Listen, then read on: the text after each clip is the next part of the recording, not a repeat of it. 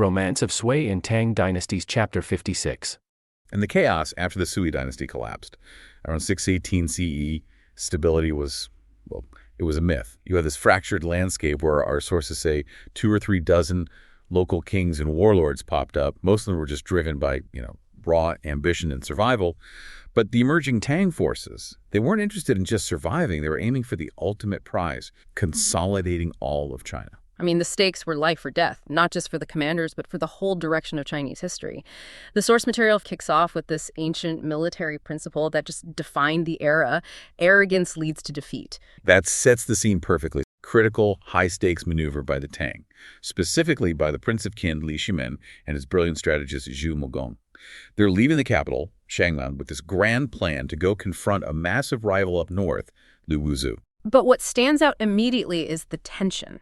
The tension between achieving these grand political goals and dealing with the fundamentally base and sometimes just monstrous nature of the men they had to fight, and critically, the men they had to use. So the moment the main Tang army marched north, they immediately faced this huge existential threat from the rear. Wang Shichong. Wang Shichong. Yeah. He had just committed regicide, killed the Sui puppet emperor, and seized the throne of Zheng. He's right there. And that risk assessment, it seems incredibly cold-blooded.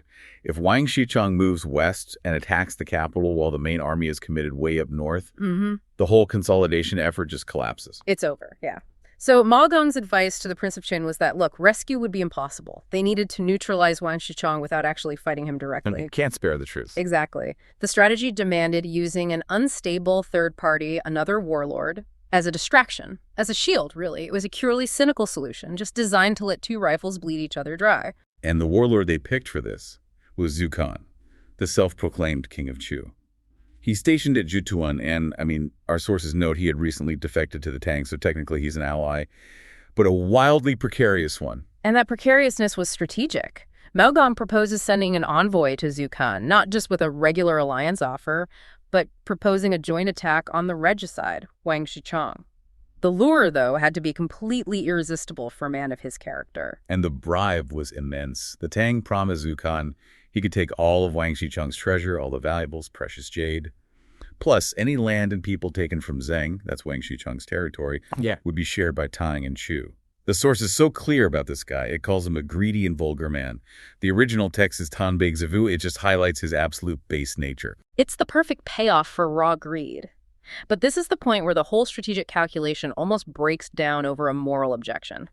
The Prince of Qin, Li Shimin, he immediately pushes back on the plan. And he objects not because of the political risk, but because of Zhu Kan's horrifying, well-documented reputation. He didn't mince words at all.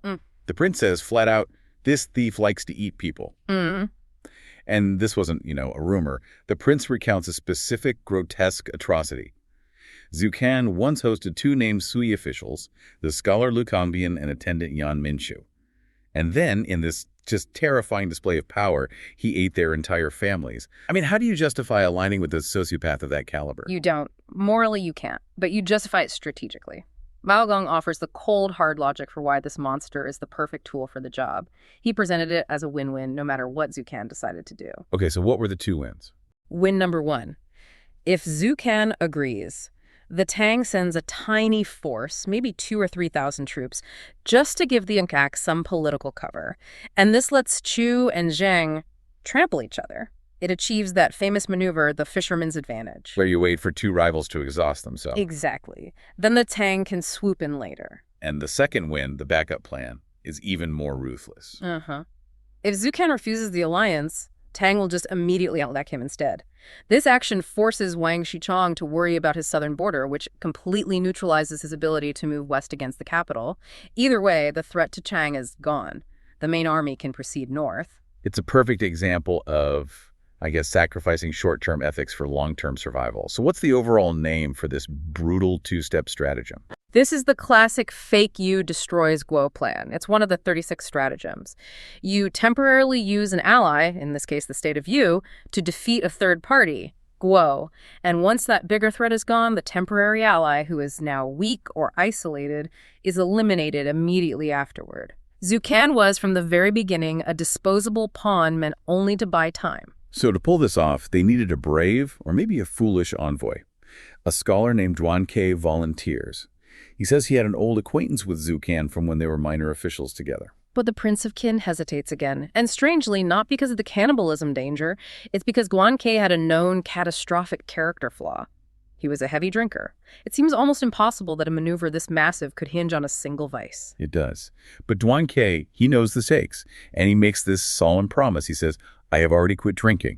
The prince accepts it, and off Duan Ke goes. He gets there, he successfully conveys the offer of vast wealth, territory, Tang support. And Zhu Can, predictably, he's just easily swayed by the good intentions, and especially the promise of all that treasure. The business is settled right there. He agrees. He just needs a small Tang contingent. And that's where it all starts to go wrong. The official business is done. So Zhu Can immediately calls for wine. He tells Duan Ke, if we talk business, I've obeyed your command. If we talk friendship, we must drink.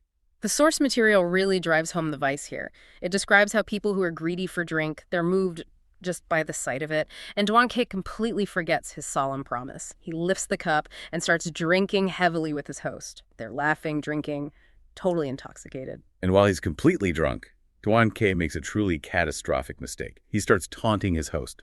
In front of the whole court, he asks Zhu Can directly if he still eats people. He calls the warlord out on his greatest secret, publicly. Oof, that moment. It must have been terrifyingly silent. Zhu Can is instantly enraged that his shortcoming is exposed, but he manages to control it just for a beat and delivers what is probably the most chilling quote in all our sources for this. What does he say? Zhu Can replies, with this terrifying calm, I now only like to eat scholars. Their flesh is delicate and the taste is different. Eating a drunken man is like eating pickled pork. And Duan Ke, still drunk and defiant, he argues back. He calls it nonsense. He escalates it from a taunt into a full-blown dispute in front of the warlord's guards. And that was the final straw. Zhu Can just explodes in rage. He orders his guards, quickly kill the scholar Duan Ke and steam him to accompany my wine. Okay, hold on. We have to stop there for a second. Yeah, Steam in to forgot. accompany my wine. That detail. It really grounds the sheer sociopathic brutality of this era.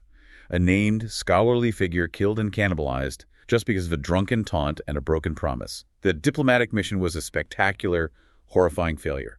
It was a complete disaster. A surviving soldier manages to escape and informs the Prince of Qin, who is justifiably enraged.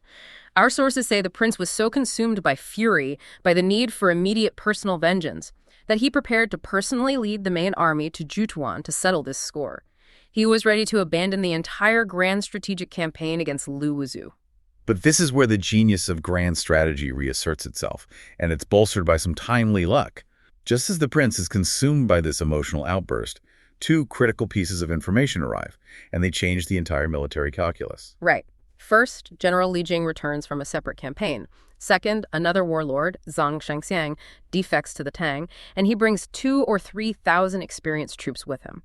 This immediate influx of proven leadership and forces allows the Tang command to delegate the emotional decision. And Li Jing provides that necessary, cold-hearted counsel. He advises the prince against wasting his time and resources on a mere beast like Zhu Can. He reminds the prince of the urgent military reality. Bingzhou and Huizhou in the north are in imminent danger from Lu Wuzhou. That is the main strategic objective. Personal revenge has to wait. And that ability, the ability to prioritize the main threat over personal rage, that's the mark of high-level leadership. The solution was simple and efficient. Li Jing and Zhang Shangxiang will lead 10,000 elite troops to suppress Zhu Can instead. The dirty work gets delegated. So this creates a new, revised grand strategy that actually ends up accelerating the original plan. First, the Prince of Qin proceeds north immediately to deal with the major threat, Lu Wuzhou. Second, Li Jing is appointed Grand General for the suppression of Chu, and he goes and crushes the cannibal king. And here's the key strategic move. After eliminating Zhu Can, Li Jing is ordered to move his forces immediately to the Hanggu border in Henan to rendezvous with the Prince of Qin. And that meeting point sets up the final, inevitable phase, combining their forces to finally defeat Wang Shichong. The very enemy the original fake you destroys glow strategy was designed to weaken in the first place. Meanwhile, and forget the Disney version, we are specifically zeroing in on the incredibly detailed circumstances that launched one of history's most iconic figures, Mulan. Our sources today give us a truly unique and granular look at her origins. We get the family's specific name, the father's military status, Right. Mulan's careful intellectual and physical preparation, and I think, most importantly, the complex, immediate justification she needed for her extraordinary choice. These are the details that are almost always ignored. They get smoothed over in the popular retellings. Always. So the mission for you, the listener, is to understand not just that Mulan replaced her father, but the specific literary logic, the social context, and the really bitter immediate consequences presented within this specific tradition. We're digging into the bureaucratic crisis and, I guess, the personal calculation that had to happen before any of the heroism could even begin. And it all starts with this immense driving force. There's an existential threat, isn't there? The story opens with a massive military mobilization. It's overwhelming. The region is facing a severe geopolitical crisis. So tell us about that crisis. This isn't just a minor skirmish. It's a full-scale invasion. That's right. The threat is coming from the north. A very powerful warlord named Liu Wuzu has managed to secure this crucial, very dangerous alliance with the Western Turkic Kazakh Khan. And the text calls him Hisanaki Han. Yes. And just to put this in context for you, this Kagan is the brother and successor of the formidable Shibi Khan. So this is not just a raiding party. No. This is a highly capable and organized foreign power, the Turks, allied with a strong internal Chinese rebel, Liu Wuzu. It creates a situation where the regime they serve, the Tubaway, is hemorrhaging territory and manpower. So this alliance is the catalyst. It demands an instant call-up of every able-bodied man on the military rolls. And that external pressure is what brings the crisis right to Mulan's doorstep. Okay, so let's unpack the details from the sources, starting with the Hua family itself, because they're far more specific and kind of established than you might think. The specifics matter so much here. We learn her full surname is Hua, her father's name is Huahu, with the courtesy name Chengzi. They're noted as being from the Hebei region. Which, geographically, places them right in the zone of immediate danger. Exactly. And crucially, the father is not just some generic veteran. He has a concrete military title that makes his conscription completely unavoidable. What was it? He was a Qinfuzang, a 1,000-man commander, and he was part of the permanent military registry, the Junji. Ah, the Jinji. That's the key. So it means he isn't just being drafted. He has a standing, lifelong obligation. Yes. His name is literally on the required list. The warrant is unavoidable because it's tied to his identity, his rank, everything. But hold on. If he was a 1,000-man commander, why is the family portrayed as so poor, so destitute that they can't even afford a bribe later on? That's a great question, and it's absolutely a subtle critique within the novel. I thought so. It highlights the collapse of the central government's infrastructure. Huahu might hold a rank, but in a chaotic, collapsing regime, that rank doesn't guarantee wealth. It only guarantees obligation. What a bitter irony. The state demands his service but offers no financial buffer. None at all. The text also gives Mulan this wonderful, almost mythical origin story about her name, doesn't it? It does. It's a beautiful literary touch.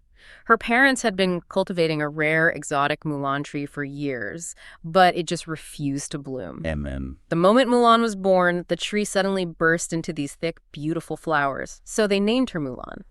It instantly establishes her as, a singular, fated person. And she's not an only child. No, she has a younger sister, Yulan, who is 4 years younger, and a baby brother, Tianlang. He's still an infant. Which just ramps up the stakes. If the father dies, the family lineage is immediately endangered. Now let's look at Mulan herself. At age 17, her physical description is really important for the plot. The text says she has clear eyebrows, bright eyes, a loud voice, and importantly, it explicitly notes that she had physically grown to resemble a man. So that natural physical ambiguity is the foundation for her being able to pull this off later. Exactly, and it feeds directly into her upbringing.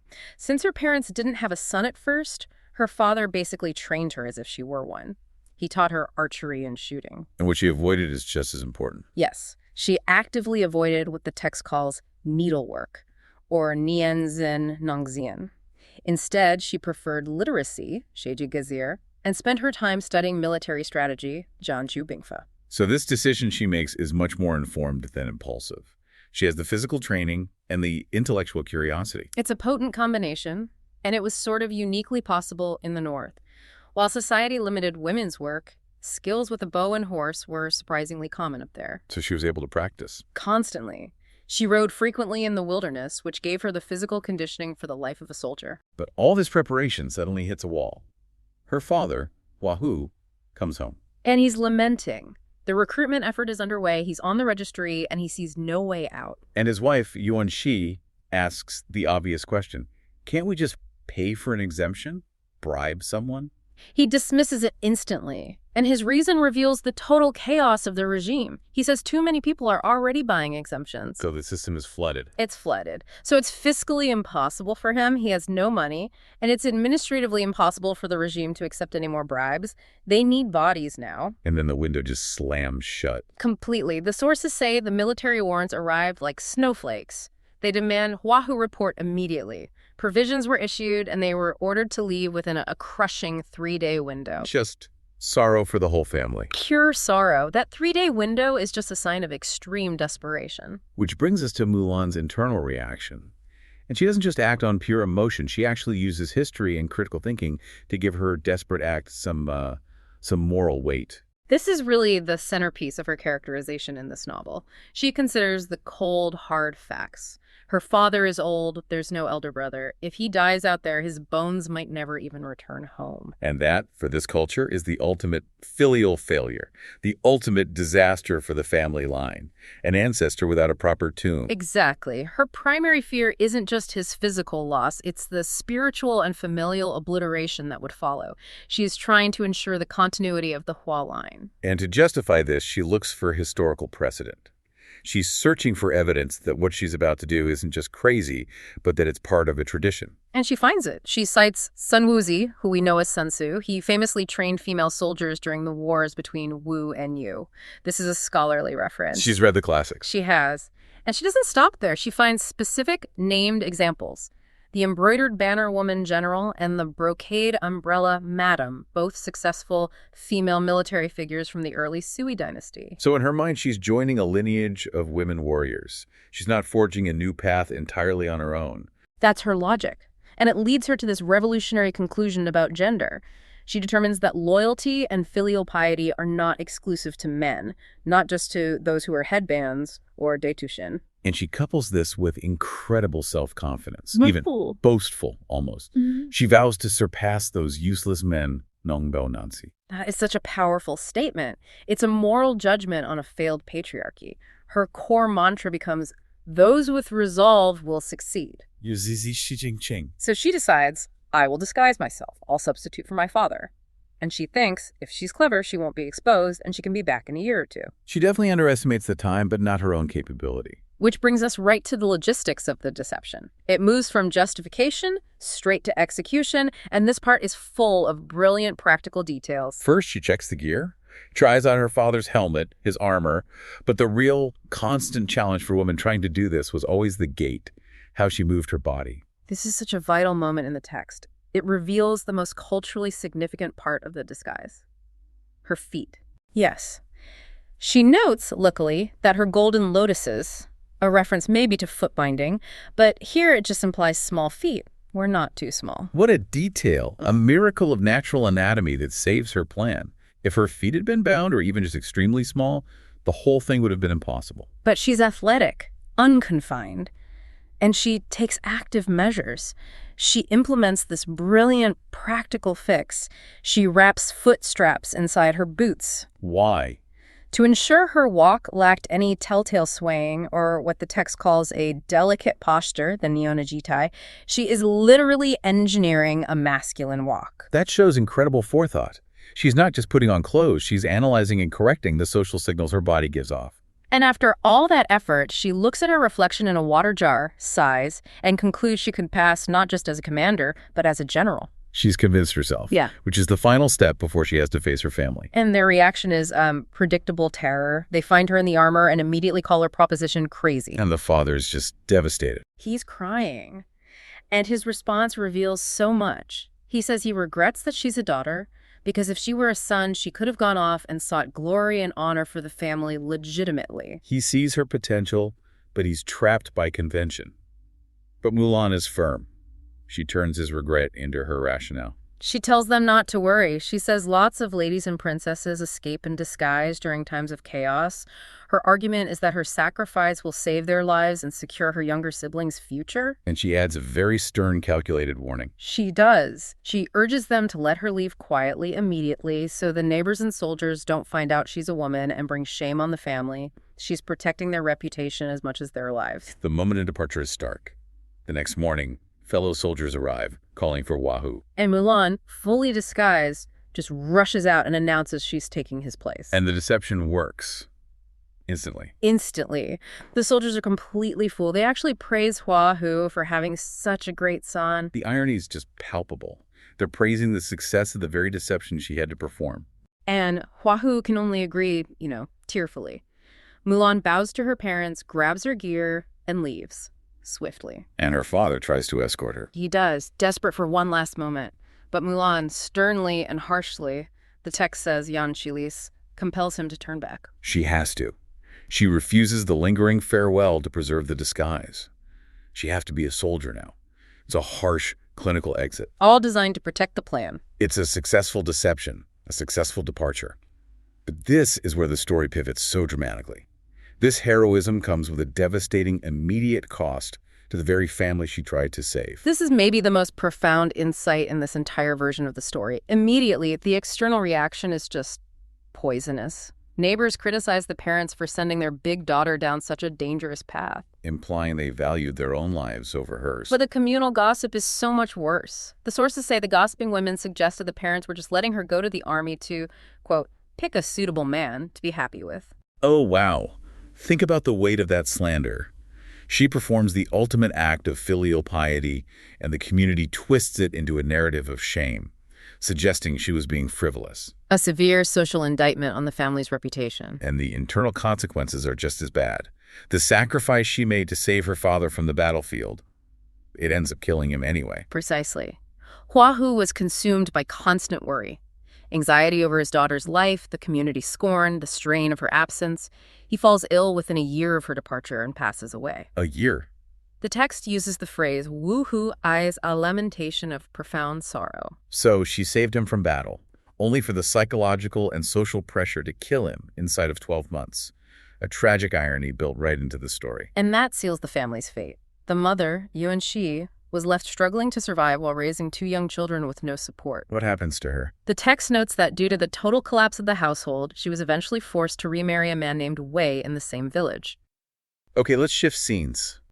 Let baby pass. A critical spot. Tang forces had already taken back, 5 or 6 counties? The pressure was on. Immense pressure. But the real story, as you said, boils down to two men, Qin Shubao, fighting for the Tang, and Yu Qigong, who was the absolute best warrior on Lu Wuzu's side. And they just could not beat each other. It was this perfect stalemate. A stalemate that, as it turns out, creates a massive vulnerability for Lu Wuzar. Yeah. So let's unpack that. They'd already fought, 4 or 5 times? Yeah, and always a draw. But the test time was different. The political tension was just through the roof. Lu Wuzha's army was taking hits, and his other big commander, Song Jinggang, was getting really suspicious of Yu Qigong. Suspicious how? Well, because Yu Qigong couldn't get a clear win, Song Jinggang started suggesting he had, private motives, basically hinting that he was colluding with the enemy or at least not trying his best. Wow, that is a career killer of a charge. You can survive a defeat, but not the suspicion of disloyalty. Exactly. So Yu Qigong is essentially forced back onto the battlefield to prove himself. And what happens? Let me guess.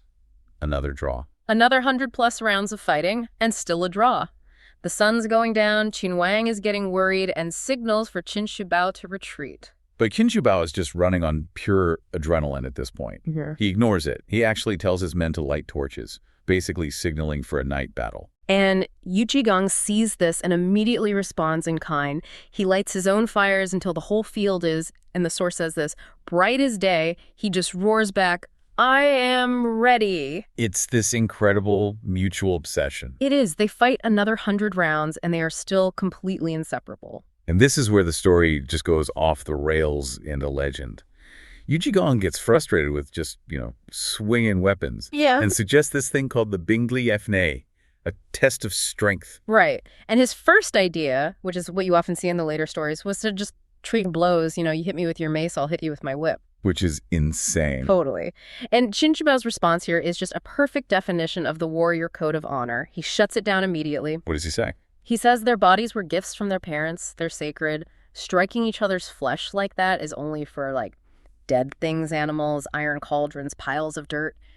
He says, if we are to die, let it be in battle, honorably. So no human punching bags. They pivot to something else. They pivot to breaking stones. And this is where our source does something fascinating.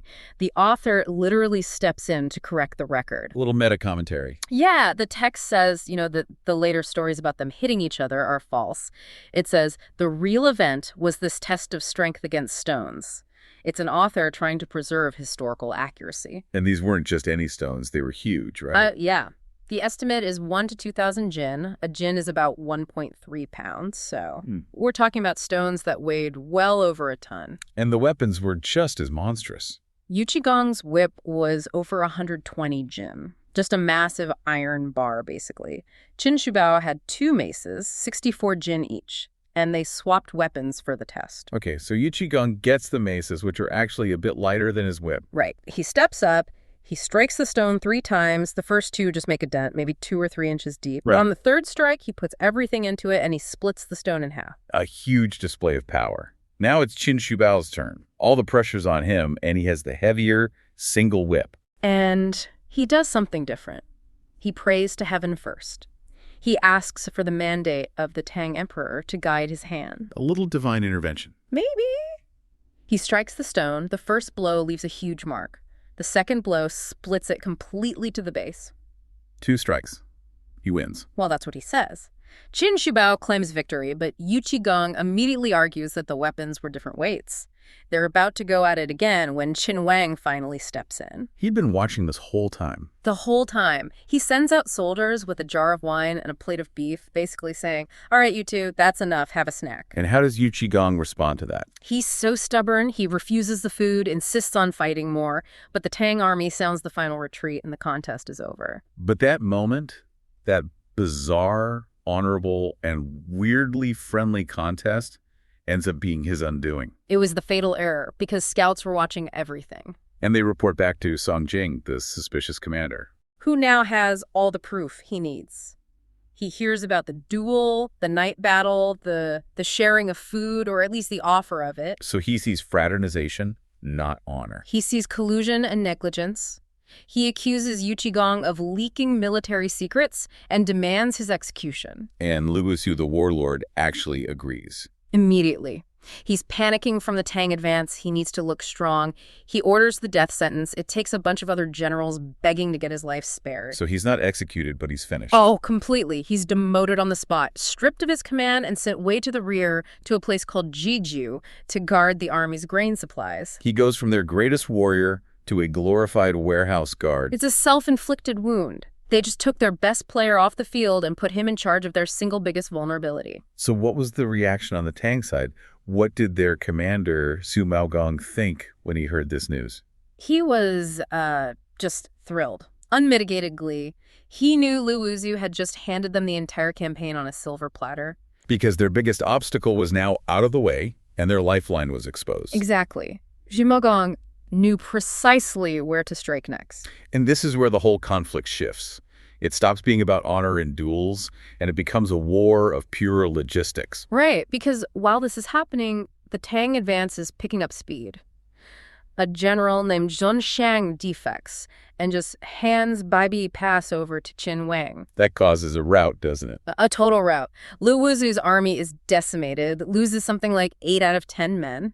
He's forced to retreat north, and he desperately needs that supply depot at Jipku to survive. And Zhou Maogong pounces. He sends a special force straight for Jiexia. A surgical strike. He sends 2 generals, Louis Shixin and Wang Bu, and their target is not Yu Qigong, but what he's guarding. And the numbers here are staggering. What was he protecting? He was guarding 3,000 shik of grain. A shik it's a huge amount. We're talking about nearly 500,000 pounds of food, plus over 10,000 bundles of hay for the horses. That's not a supply depot. That's the entire operational capacity of his army. If that goes, they starve. Precisely. And the strategy they use to destroy it is just brilliant because it preys directly on Yu Qigong's character. So Wang Bu's unit rides up and just loudly announces they're there to take the grain. Why not be subtle? Because it's a lure. It's psychological warfare. Yu Qigong is humiliated. He's burning with shame. He needs to prove he's still a loyal warrior dedicated to his post. Hearing the enemy openly challenge his duty, he couldn't stand it. He took the bait. Hook, line, and sinker.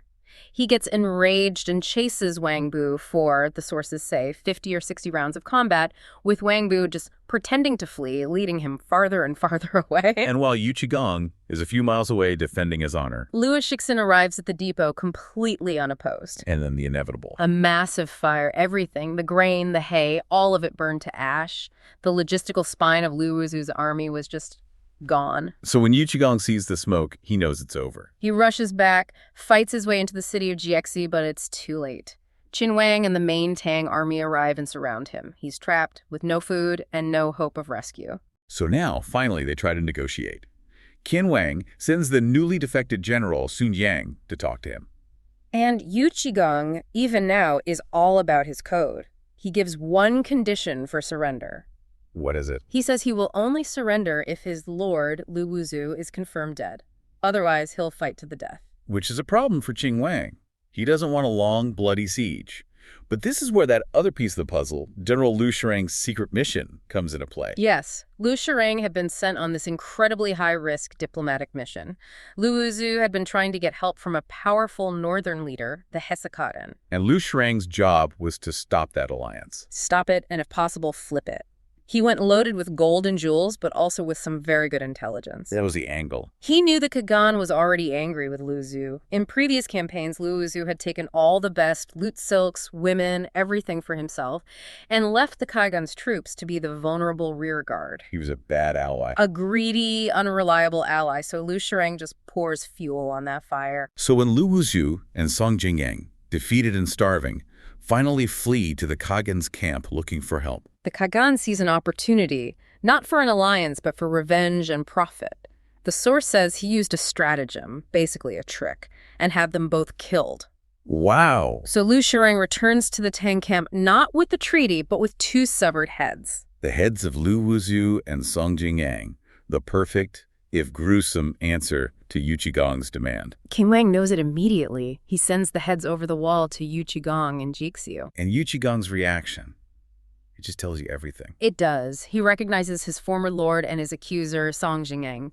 And the sources say he wailed loudly, he performed a great ritual sacrifice, and then buried the 2 heads together in a coffin. An act of final loyalty. A final dramatic act of loyalty. And only after doing that does he open the city gates and surrender. His condition was met. His honor was satisfied. An incredible end to the campaign. Right. And Qin Wang treats him well, right? He treats him as a guest, immediately makes him a general. He recognized Yu Qigong's character.